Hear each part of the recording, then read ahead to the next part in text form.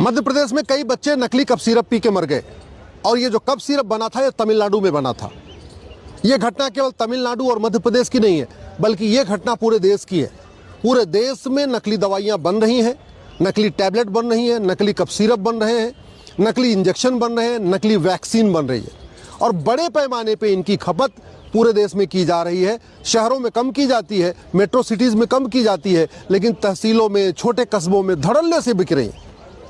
जो गांव में, कस्बों में जो मेडिकल की दुकानें, वहाँ पे ज़्यादा बहुत सारी दवाइयाँ नकली होती है। और ये सब इसलिए चल रहा है क्योंकि भारत में 1940 का ड्रग एंड कॉस्मेटिक एक्ट आज भी चल रहा है। 1940 में अंग्रेज़ों ने बनाया था, वो आज तक 2025 तक चल रहा है। अब सरकार ने निर्णय लिया है कि ड्रग एंड कॉस्मेटिक एक्ट को बदला जाएगा जो 1940 में, और एक नया कानून बनेगा। मैं इसके लिए माननीय प्रधानमंत्री जी को धन्यवाद देता हूँ, माननीय स्वास्थ्य मंत्री जी को धन्यवाद देता हूँ, कानून मंत्री जी को धन्यवाद देता हूँ, सरकार को धन्यवाद देता हूँ कि कम से कम मध्य प्रदेश में बच्चों को मरने के बाद ये बात रियलाइज़ हुई है कि हाँ, अब 1940 वाले कानून को बदलने की ज़रूरत है। लेकिन 1940 के कानून को ख़त्म करके नया कानून कैसा होना चाहिए, इस पर गंभीरता के साथ चिंतन करने की ज़रूरत है। मेरा व्यक्तिगत मानना है एक नया कानून और नहीं बनाना चाहिए। हमारे देश में पहले ही कानूनों का मकड़जाल बना हुआ है।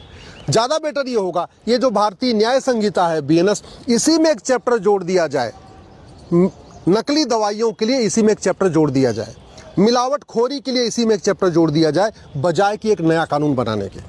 और कानून में 100% संपत्ति जब्त करने का प्रावधान होना चाहिए।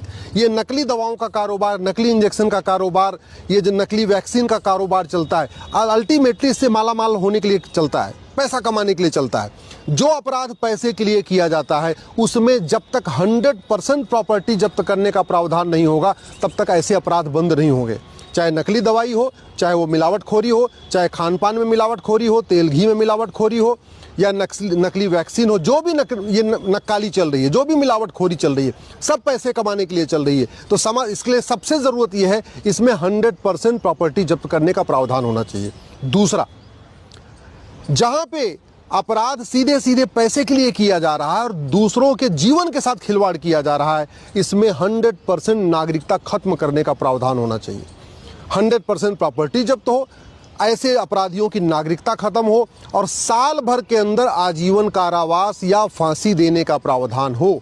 दुनिया के कई देशों में नकली दवा बनाने वालों को, नकली इंजेक्शन बनाने वालों को, नकली वैक्सीन बनाने वालों को फांसी दी जाती है और 4 महीने 6 महीने में दी जाती है। मैं तो कह रहा हूँ 1 साल में कम से कम दिया जाए।